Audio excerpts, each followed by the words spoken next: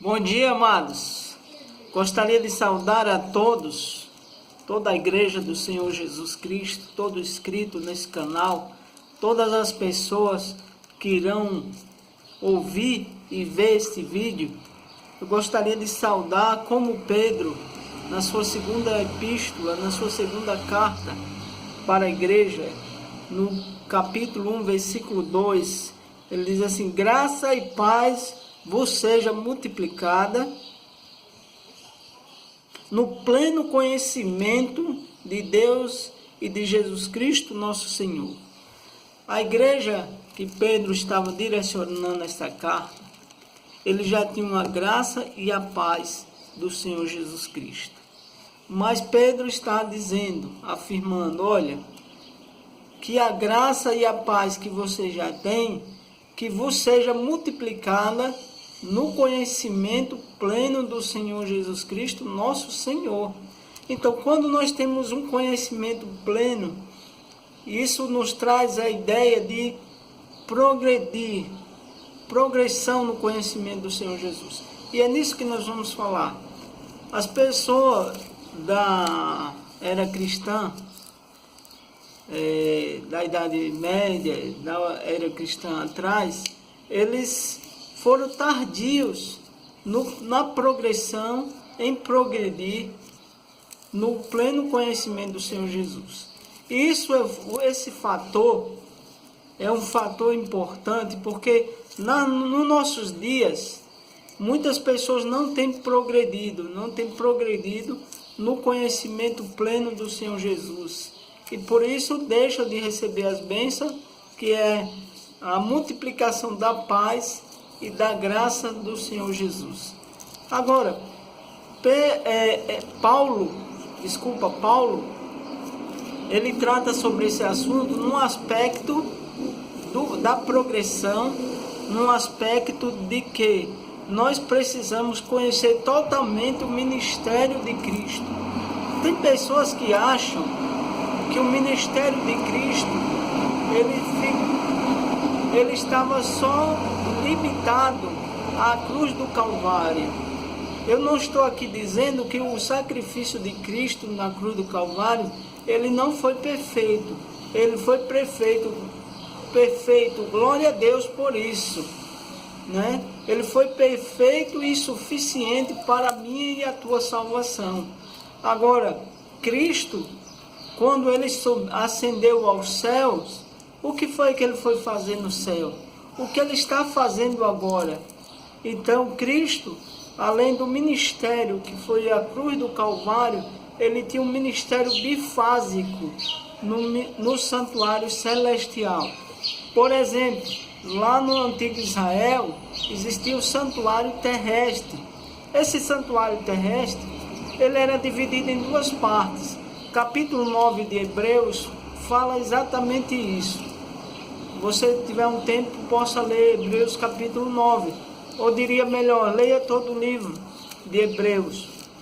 Então, lá nesse santuário terrestre, existia duas figuras espirituais. O sacerdote e o sumo sacerdote. O sacerdote, ele tinha o seu ministério diário, que consistia no sacrifício contínuo e também interceder pelos pecados daquelas pessoas que cometiam o pecado e teria que ir até o santuário fazer um sacrifício para receber o perdão daquele pecado. E quem fazia essa ligação, essa intercessão, era o sacerdote, que pegava do sangue daquele animal e levava para dentro do santuário, no lugar santo. Mas, no 10º dia do 7º mês, uma vez por ano, entrava o ministério do sumo sacerdote, que era a função, o ministério dele era fazer o julgamento, que chamava-se o dia da expiação, ou Yom Kippur, o dia da expiação. E esse dia da expiação, o sumo sacerdote acumulava as duas funções, os dois ministérios, tanto o ministério sacerdote e o ministério sumo sacerdotal. E por que eu estou dizendo isso? Porque é interessante que a gente saiba que Cristo, quando ressuscitou, ele subiu ao céu e levou as primícias, né, do seu sacrifício, que Mateus 27, 57, 51 em diante, fala que quando Cristo morreu, as sepulturas se abriram. E quando Cristo ressuscitou, muitos dos santos daquela sepultura ressuscitaram. Esses Cristo levou para o céu como primícia. Depois que o sacrifício de Cristo foi aceito, levou as primícias ao Pai, ele voltou para a terra, passou mais 40 dias aqui e depois ascendeu ao céu. Agora, o que Cristo foi fazer no céu, depois dos 40 dias? Cristo assumiu o primeiro ministério que era assumido pelo sacerdote no lugar santo. Ele assumiu o ministério sacerdotal, mas ele é o nosso sumo sacerdote. Então, daquela época que Cristo subiu ao céu, ascendeu aos céus, ele até 1844 estava como sacerdote no seu ministério sacerdote, no primeiro lugar santo do santuário celestial. Mas depois de 1844, Cristo passou para o segundo ministério, que era o sumo sacerdotal. Cristo agora passa a fazer um julgamento. Então Paulo liga isso aqui ao conhecimento, à progressão do cristão, à maturidade espiritual do cristão. Se você não compreende essas coisas, você está ordenado a aprender os rudimentos, os princípios do Evangelho de Cristo, porque você ainda não é um cristão com progressão ou com maturidade. Veja o que Paulo diz. No capítulo 5, versículo 9, diz assim: e tendo sido aperfeiçoado, tornou-se o autor da salvação eterna para todos os que lhe obedecem. Aqui falando de Cristo. Versículo 10. Tendo sido nomeado por Deus sumo sacerdote, segundo a ordem de Melquisedeque. Então veja que Paulo está falando do ministério de Cristo no santuário celestial. Agora, versículo 11, ele diz assim: a esse respeito temos muitas coisas que dizer e difíceis de explicar, porquanto vós, tendo tornado tardios em ouvir. Então, porque eles não estavam tendo uma progressão, além das coisas ser difíceis de compreender, eles não queriam ouvir. Talvez aqueles ouviam, mas não queriam praticar. Tiago diz: não seja somente ouvinte das palavras, mas também praticante. Porque quando a gente só é ouvinte, a gente engana a si mesmo. Versículo 12 diz assim: pois com efeito, quando deveis ser mestres, atendendo ao tempo decorrido, tendes novamente necessidade de que alguém que vos ensine de novo quais são os princípios elementares dos oráculos de Deus. Assim vós tornaste como necessitados de leite e não de alimento sólido. Então, quando nós não crescemos, não temos uma progressão, nós necessitamos de alguém que nos ensine novamente quais os princípios elementares dos oráculos de Deus. Porque nós somos crianças, ou seja, cristãos inexperientes. E há muitos cristãos inexperientes que ainda não conhecem o que eu estou falando para você. O ministério sacerdotal de Cristo no santuário celestial. Versículo 3 diz assim: e eles não podem receber alimento sólido. Por quê?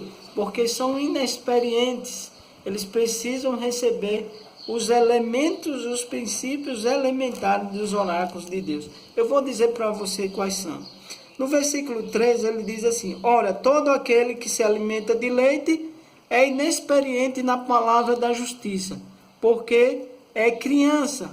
Mas o alimento sólido é para os adultos, para aqueles que pela prática têm as suas faculdades exercitadas, para discernir não somente o bem, mas também o mal. Então, se você é um cristão inexperiente, Paulo lhe compara com uma criança. Então, provérbio, aqui o alimento sólido, provérbio 29:18, diz, não havendo profecia, o povo se corrompe. Então você não pode receber os ensinamentos proféticos, você não pode compreender se você ainda é inexperiente, se você é uma criança. Então ele vai lhe dar leite, né? Porque uma criança precisa de leite. Então, pela prática, aqui, como eu já disse, pela prática, nossas faculdades exercitadas para discernir não somente o bem, mas também o mal. Agora, o capítulo 6, eu vou lhe dizer quais são os princípios elementares dos oráculos de Deus. Se você não compreende ainda isto, você não vai compreender o ministério sacerdotal, o ministério celestial de Cristo. Tá? Então, capítulo 6, versículo 1. Por isso, pondo de parte os princípios elementares da doutrina de Cristo, deixamos-nos levar para o que é perfeito e não lançando de novo a base do arrependimento de obras mortas. Primeiro princípio dos elementares dos oráculos de Deus. Primeiro ensinamento, primeira doutrina, arrependimento. O que é arrependimento? Arrependimento é tristeza pelo pecado cometido e o desejo de abandoná-lo. No capítulo 2, versículo 38 de Atos, ali no versículo 37 e 38, Pedro estava pregando para aquela multidão de pessoas e eles compreenderam que foram culpados da morte do Senhor Jesus, do Messias. E eles perguntaram, irmãos, e agora o que nós faremos? Pedro disse, arrependeis cada um de vós e seja batizado e recebereis o dom para o perdão dos vossos pecados e receberei o dom do Espírito Santo. Então, eles entenderam que era o culpado, mas não sabiam o que fazer. Aí Pedro disse, arrependam-se. Então, ao primeiro princípio elementar dos oráculos de Deus, você precisa compreender o que é arrependimento das obras do pecado, né? Arrependimento dos pecados. Segundo, a fé em Deus. Paulo, no capítulo 11, diz que sem fé é impossível agradar a Deus. Então você tem que ter fé. A fé, o que é que a fé faz? A fé nos ajuda a vencer o mundo. O fim da fé é esse, o propósito da fé é vencer o mundo, vencer o pecado. Então, nós precisamos compreender o que é ter fé em Deus. Tem pessoas que têm fé num trevo de 3 folhas, tem pessoas que têm fé numa carranca, tem pessoas que têm fé num cacto. Eu já vi muitas lojas com a carranca para espantar o mal. Tem pessoas que na sua casa colocam um cacto para espantar o mal, né? Tem pessoas que colocam um vaso de água pendurado. Fé não é isso, meu amigo. Fé é você acreditar em Deus, se aproximar de Deus e praticar as obras de obediência, tá? Então, terceiro, princípios elementares dos oráculos de Deus, o ensino do batismo, né? Aqui no versículo 2 do capítulo 6 de Hebreus, o ensino do batismo. Tem pessoas que acham que já foram batizadas, com todo respeito aos irmãos católicos. Eu quero dizer para você que você nunca foi batizado. Sabe por quê? Porque o batismo bíblico é por imersão.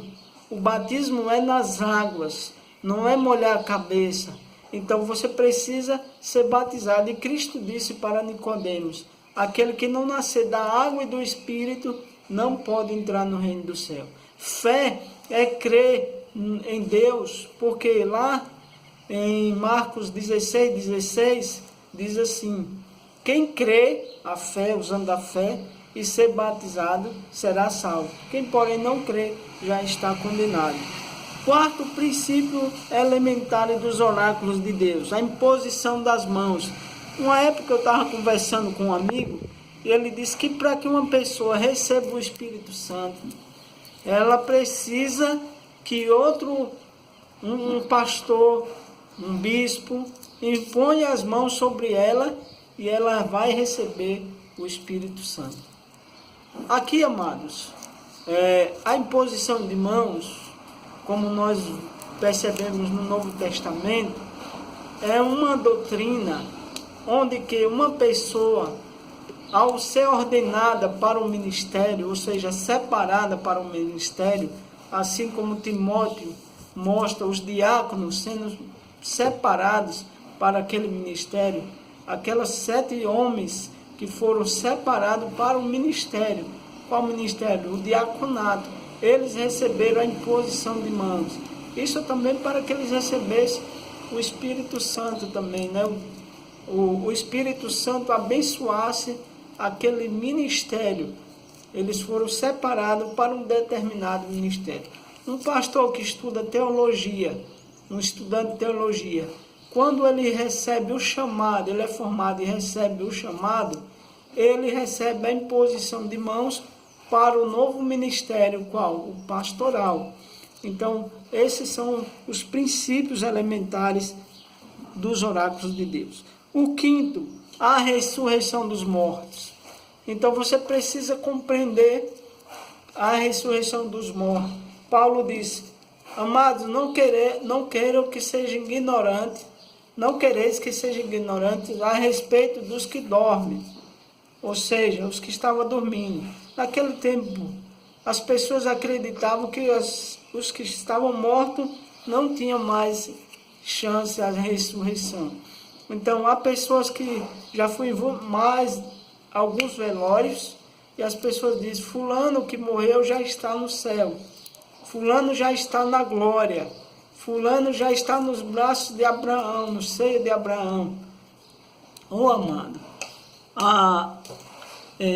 Apocalipse 22, Cristo diz: eis que venho sem demora, e comigo está o galardão para dar a cada um segundo as suas obras. O galardão só é dado quando Cristo vier na ressurreição. Quando Cristo vier na sua volta, irá ressuscitar. Haverá a primeira ressurreição. Há 2 ressurreições. Daniel 12, João 5, 28 e 29, diz que há 2 ressurreições. Uma para a vida, essa para a vida é quando o Senhor Jesus vier nas nuvens do céu. E a ressurreição para a destruição ou fogo eterno é depois do período de 1000 anos que a igreja passará no céu. E o último princípio elementar dos oráculos de Deus, ou seja, do Evangelho do Senhor Jesus Cristo, é o juízo eterno. Então nós precisamos saber. Paulo diz que todos nós iremos comparecer diante do tribunal de Cristo. Então você precisa compreender esses princípios elementares dos oráculos de Deus e também ser progressivo, entender o ministério celestial de Cristo no santuário celestial. Tá? Que Deus abençoe a todos e que a paz do Senhor fique com todos. Querido e eterno Deus, abre nossa mente, nosso coração, nos dá compreensão e crescimento espiritual. Para que possamos ser cristãos maduros, cristãos adultos, experientes na Tua palavra, na graça e na paz do Senhor Jesus. Que possamos ter um crescimento na semelhança de Cristo, na estatura, né, no cumprimento, para que assim possamos ensinar os Teus filhos e assim possamos trilhar o caminho até a volta do Senhor Jesus. Abençoa todos inscritos desse canal, abençoa todos que estão ouvindo e irão transmitir, repassar, postar em nome do Senhor Jesus. Amém.